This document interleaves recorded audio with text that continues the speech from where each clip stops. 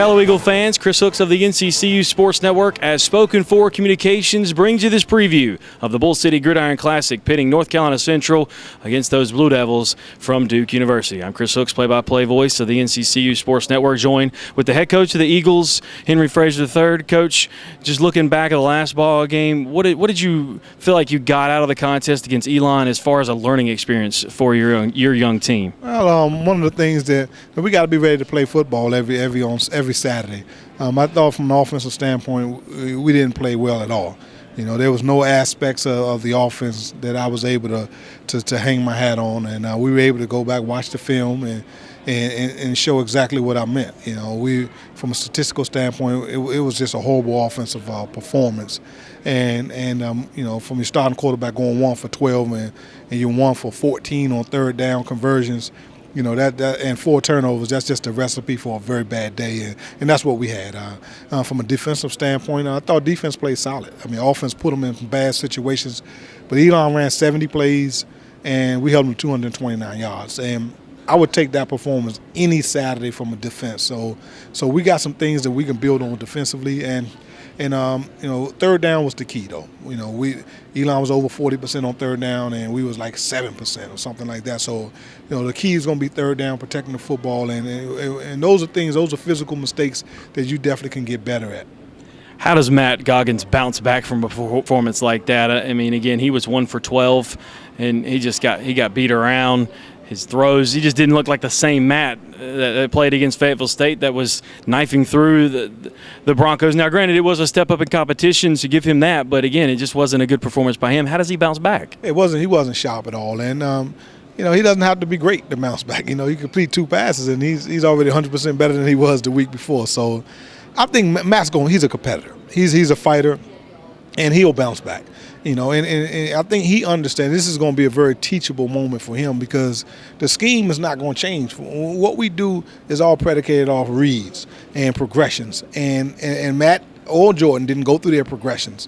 They just kind of locked in on the one receiver, and even though a team is bringing pressure, doesn't mean you got to get away from your progressions. We're calling plays anticipating pressure, which means we may give you 1-2 reads, or you may have 3 reads. You know, so they're locked in on the first read because of the pressure, and that comes with being an inexperienced starting quarterback. But we'll pick it up. We'll pick up that pressure, and then give you an opportunity to go to your second and third reads. And that's him having confidence in the offensive line and the running backs picking up pressure.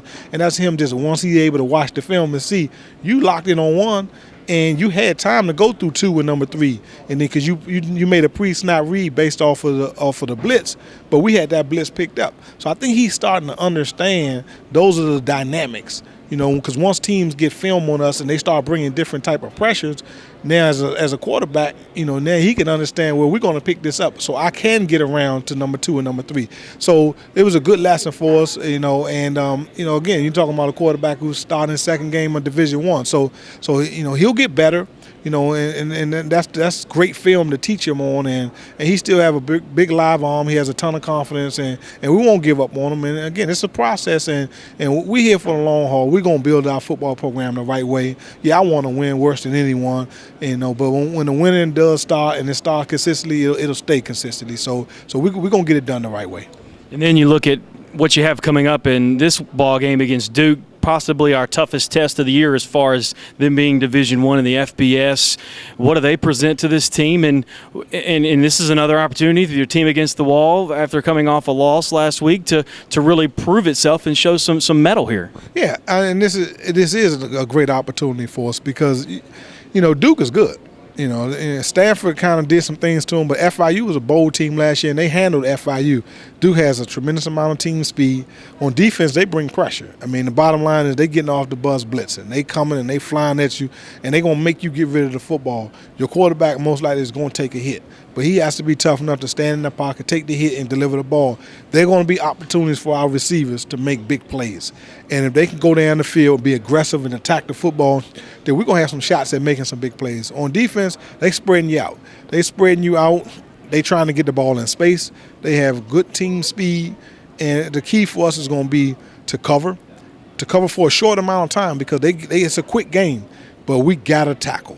We got to rally and make tackles. If we can rally, make tackles, and try to, if they score, make them go 7, 8, 9 plays to score and keep the game kind of close, and we able to make a few plays on offense, you just never know in a game like this. And once that momentum, if that momentum switch on our side, then little brother might have a shot at big brother.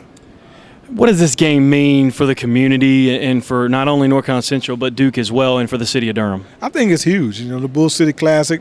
You know, one of the guys that mentioned is 6 hillside guys playing in this game, and you know the schools are a few miles apart, and it's huge. I mean, you know, as far as for the city of Durham, I think it's a great opportunity for the whole city to come out. It's supposed to be great weather Saturday night here in the city of Durham. I say you come on out, you know, no matter which team you're supporting, and just support the city of Durham. And you got your 2 colleges that's in Durham, and they playing a football game for the second time. And, you know, just come on and have a good time and just enjoy the atmosphere. Coach, here's to wishing you the best of luck against Duke, and we'll talk to you as the week progresses. I appreciate it. Thank you. That's head coach Henry Frazier III. Spoken for Communications brings you this preview of North Carolina Central and Duke, because every child deserves to be heard.